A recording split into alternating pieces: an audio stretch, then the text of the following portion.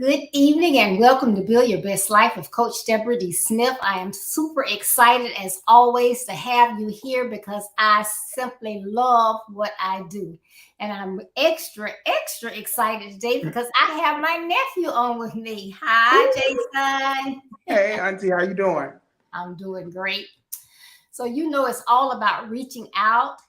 And if we don't reach out and assist our young men, then we can't sit around and complain about them not doing better in life. But Right. this month, we're taking it a step further and we're talking about nurturing. But Jason and I are going to talk about what's your impact today. Because you know, we have different generations. So as each generation is born, like baby boomers, the millennials, Gen X's, they come with new ideas, new ways of doing things. They are wiser. And so they have input. And if we don't allow them to utilize their thoughts, then why are they here? They have been created because they have a purpose on this earth. And we need to kind of like step aside and give them an opportunity to be the best that they can be. Right. So we're going to talk about the generations, mostly the millennials, and what they can do for us. But before we get started, Jason, how about you tell everybody about yourself? Good evening, everyone. My name is Jason Baker Jr. I am 22 years old, soon to be 23 on June 10th. Yes. I am currently working at Baptist Health as a patient access representative. So I'm in basically the insurance and registration department of the hospital. And this is my lovely auntie. Yes. And he is a nice, respectful young man. I can tell you that. And he's working on his education and working and doing those things that we need our young men to do. So I am very proud of him. But you know, based on when an individual was born, as I was speaking before, we have the different generations. They have different titles. So I am a baby boomer. So I am among those who, you know, back in the day when once we got on a corporate job, that's where we stayed until we retired. Right. We didn't have that much technology because I can even remember the first computer that my department got. It was in the 90s when we got our first computer. As an underwriter, I was actually working with paper, pencils, and a calculator, getting those health rates out. But, you know, along came different things and, you know, it didn't matter about the income because I am used to being in low income, middle income. And so you just have to do those things that you're taught to do, like being respectful, having self-confidence, self-love, and then you can do more and more things. And one thing, you know, that I would say for the new generations coming up is this thing about being afraid to stand out. Everybody wants to try to fit in, but it's so important to be yourself. Mhm. But Jason, tell me, do you think that your generation receives an ample amount of nurturing, or about average or below average from parents? That is a great starter question. I do believe that our generation, oftentimes, um, I would rate that as below average. I say below average because oftentimes we are given, I feel, the short end of the stick. Some of my generation. Now, don't get me wrong. I do get that every action does have a reaction. We are not in control of the reaction, but you can control the action that gets to the reaction, if you get what I'm saying. But at all times, you do have to consider the source. Some of us aren't as lucky as others. So whereas I would say, I was on the good end of the nurturing, and family members, telling you, hey, you're doing a good job, or hey, you're doing this wrong, go about it doing it this way. Some of my peers don't have that. So I would say that we are on the lower end, say the below average. Okay. We hear that they are on the most probably are. I would agree with that. Are on the lower end. And again, most of the nurturing comes from moms. And a lot of Yep. times Yep. when you get, these you get to the drafts and everybody's saying thanks, mom, and whatever. And they say, why are they Yeah. always hollering out about their moms? Because their moms are always there Yes. nurturing. But dad, Always. there is some nurturing that you can do, and only you can do because you're a male, but you got to step it up. You got to step Yes. it Yes, something. And then I always like to say, if some of the youth, and I can say the youth, including myself, if some of the youth were nurtured more from the beginning, not like a late nurture, where it's like, up. okay, now I want to try, and it's like you're already 15, 16, so on and so forth. If the nurturing starts from the beginning, I'm not saying all, but a lot of the situations that we go through here, being, for example, just Jacksonville, Florida, maybe we wouldn't have as many, problems as we're having with the crime rates, different things of the sort. Now, that's not the only solution, but I do believe that that could, be something that could improve it.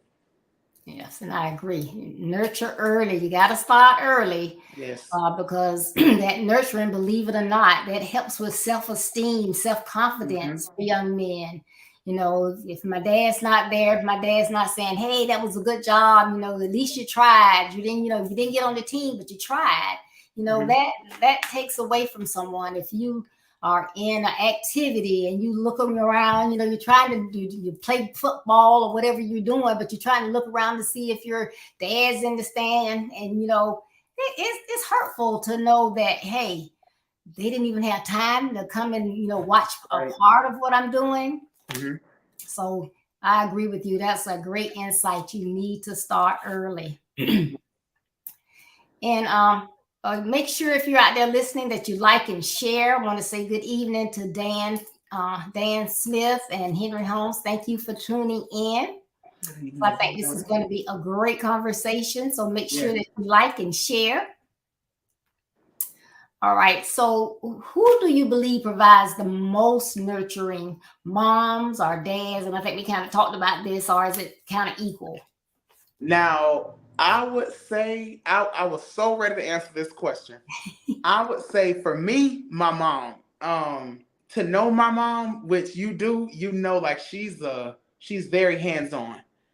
So she is like a nurturer. She's someone that, if this is what you want to do, make sure that you're the best at it. And she, I mean, is literally with you every step of the way. Even if, which I feel like moms are there for, like when you fall down, of course, well, let me rephrase, parents are there for your children. Whenever they fall down, you're there to help them back up. But it's just like what you said, something about mama that just, they pick you up and dust you off and tell you to keep on going, so on and so forth. So to answer your question directly, I would say moms, in my opinion. They provide the most nurturing. Yeah, and that was perfect timing because your mom just popped in there. Hi, Rona. Yes, but I agree. I would agree with you. Moms, and some people would beg to differ and they say that dads don't nurture at all, but they do. They But do. like I say, moms are there, and it's so funny because Yeah. like Christopher, his baby, he's like a daddy's boy. He loves his dad, but when he's hurt or when he's sick, mommy, I Yes, want yes, mommy. yes. I was just getting ready to say, even with um the relationship that I have with my dad, like oftentimes I feel like, okay, for certain things I can go to dad for. But for all things, after God, I'm going to mom. It's like, okay, mom, what am I supposed to do about XYZ? What am I supposed to do? She can attest to this. I literally can have, it can go from a toothache at my big age, it can go from a toothache down to something catastrophic. And I'm like, okay, nah, I've done what she told me to do first, which is pray about it. Now I'm doing the next best thing. I'm gonna call you up and figure out what's what. How do I fix this? And 9 times out of 10, mama always got an answer for you. That's right. You know, and when I talk about that nurturing now, they don't always tell you what you want to hear, but they Oh can tell no. you some good stuff. Yes. And I was just talking, had a conversation with my mom on Sunday actually. It was something similar to that. Like whereas you definitely don't want to always hear what they have to say, especially when it's something that you are like gun hole about and you feel one way and then you on the phone with mama and you think it's gonna, oh well, yeah, I agree, but oh boy, it's like, no, that ain't right there. You're not supposed to do XYZ. So I do think like nurturing comes in many different forms. And for me, my mom would fill every one of those forms. That's great. And moms that are out there, we need more moms. So I'm not just picking on the dads today, but we need more Mm-hmm. moms and dads to, step it up because,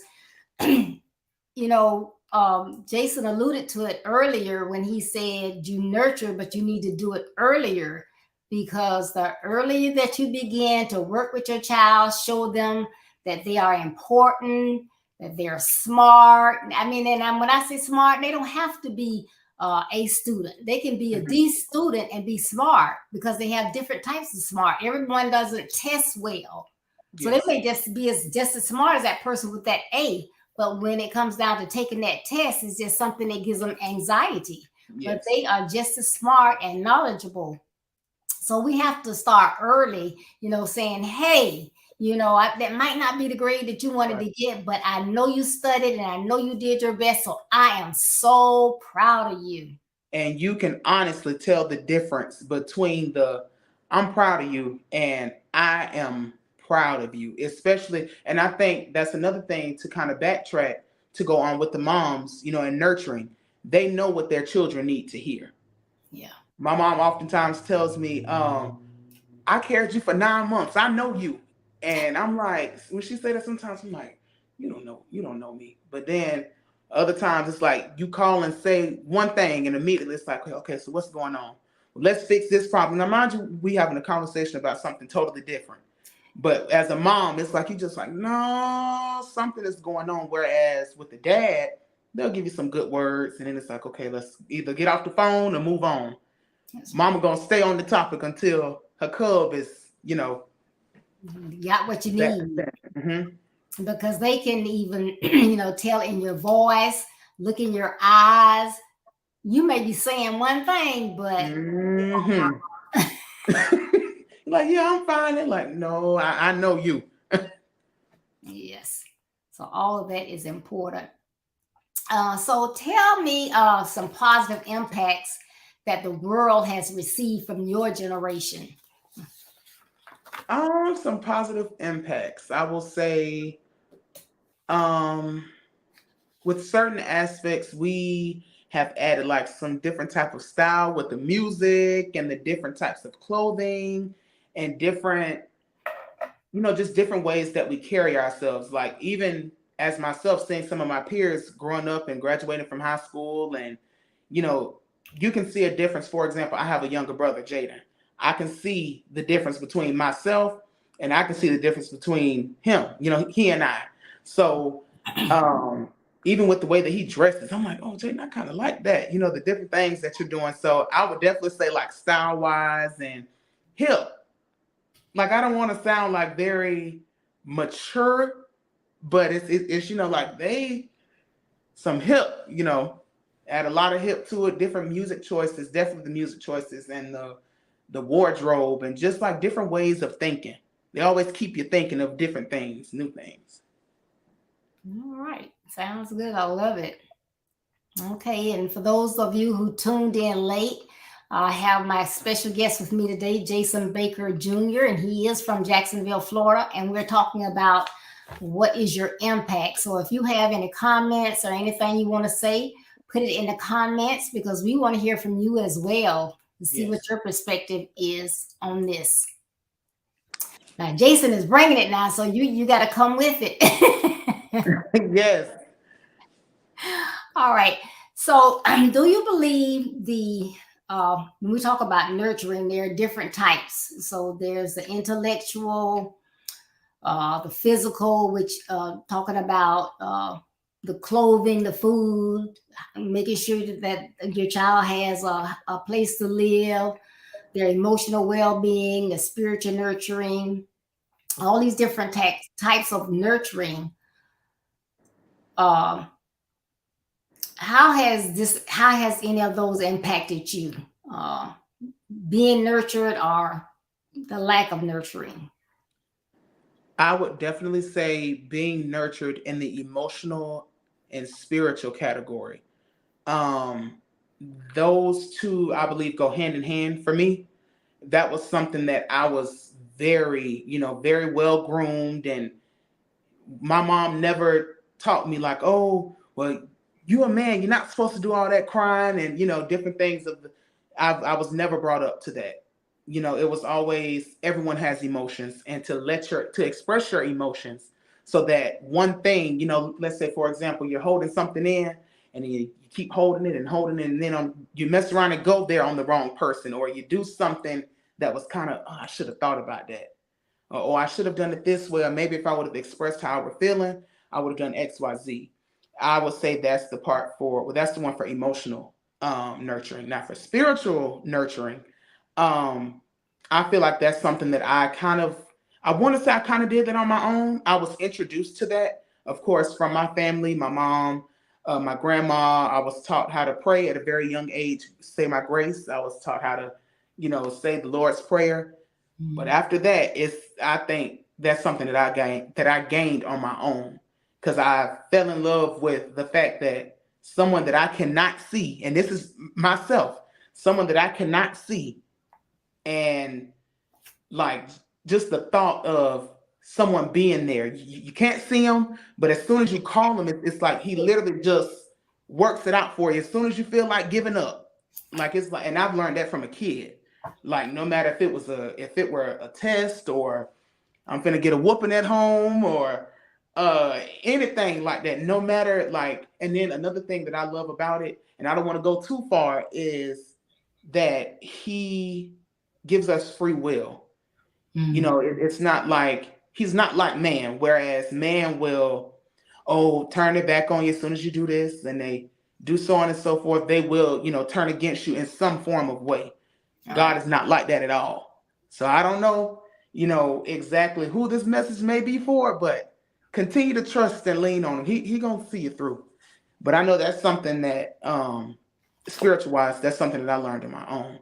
Intellectual, I would say the nurturing came from my mom also. She's a person that does not, allow you to be subpar. So no matter how, oh, I'm just gonna do this and breeze by, that's not gonna fly. So that was embedded in me at a young age. So, I learned how to handle business from the time that I was able to talk. That, of course. So I know how to handle different things and carry myself and present myself around adults, no matter the age group. I know how to carry myself respectful. Yes, ma'am. No, ma'am. Even though I may not agree always, but it's a something that was kind of, again, to go back a couple points. I started that early. Well, my mom started that early, that nurturing. So I'm not perfect, but a lot of things. Yep. You can definitely tell the difference. Hmm. Yes. So, like Angela says, expressing your emotions is healthy. And then Dan says, crying gives you relief. Can you read that? Gives you relief. Nothing wrong with a man crying. And I believe that. You must have been on last week because I was definitely talking about that because there are so many men that feel like they're not supposed to cry. And just like you said, when you have that feeling, because you know how sometimes when you want to cry and you're trying to keep it in, feel like you got Yes, this lump in yes, your throat. yes. It's And like the oh chains my around them. goodness. So just the way that lump is in your throat, it's inside you and it wants to come out. And if you don't let it out, it begins to eat on you, and that can cause depression and other mental health Yeah. issues. So it needs to come out. And that has nothing to do with gender. That's an emotion. God gave us all the same emotions. So Hmm. it's no different than me saying something funny and you start laughing and you can't even answer my question. It's an Right. emotion. Hmm. Yep. Let's see. And what else did Dan say? He says, yes, trust in God and he will bring you through. Yeah, yeah, we know that. So we can see you've been getting some good teaching. Yes, yes. Awesome, awesome, awesome. All right. I should let's see. So now we talked about your younger brother. Now, when you compare yourself, and we're talking about generations and the different impacts. Now, is there a big difference that you can tell between your older brother and yourself, as far as what his generation like maybe brought?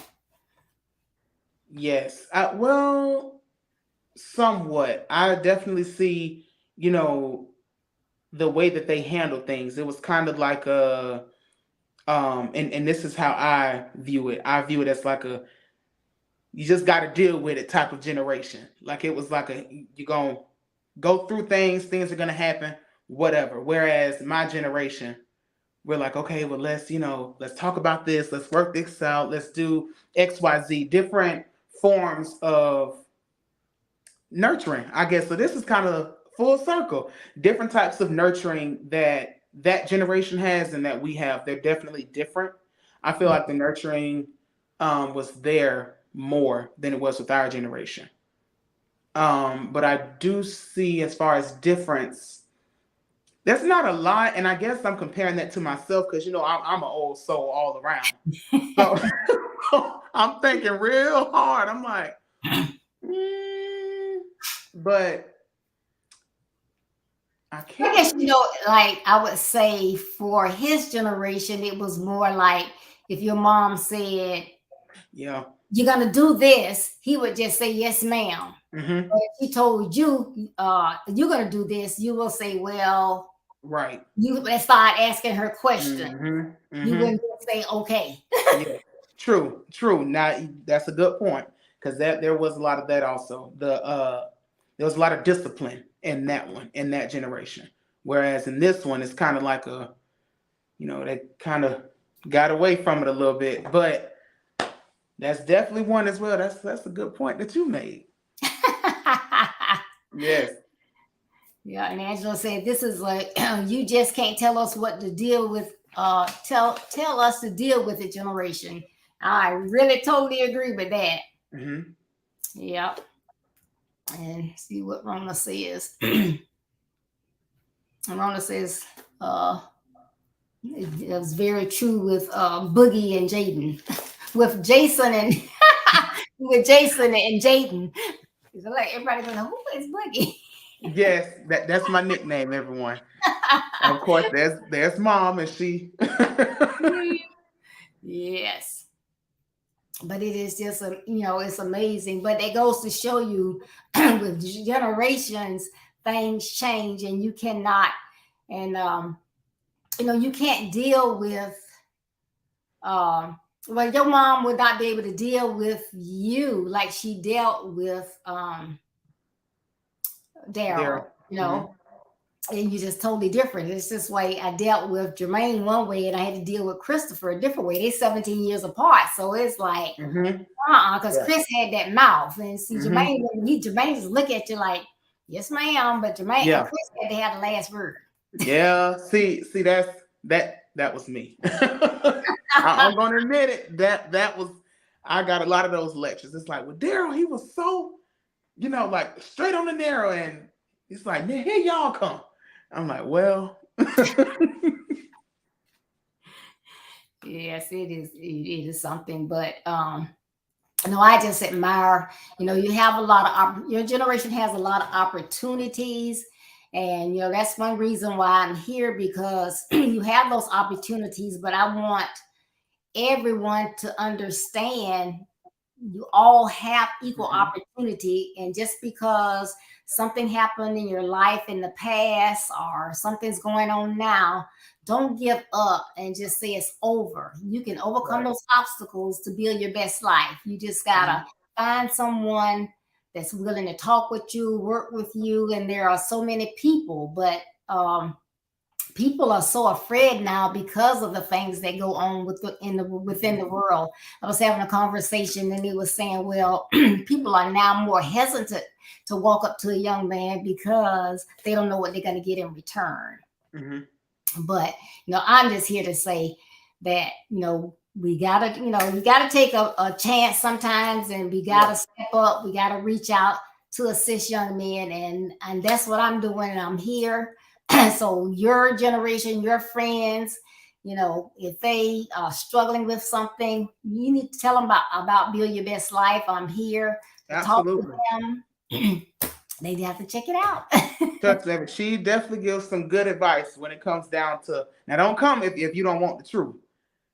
Now, I will say that don't come if you don't want the truth. But the way that guide and assist with building your best life, with different things, no matter what it may be, whether it's education wise, career wise, because those are the things that I usually contact my aunt about. If everyone were wondering, since we kind of she is one. If I have like a question about schooling, or if I have like well, let's see about if I want to go this route, with this type of career, I'm gonna call auntie about XYZ, along with, mom and everyone else. But she's someone who definitely drops golden nuggets in reference to different things and living life. And she understands it to us young people. So if there's anyone out there young that's watching, she understands.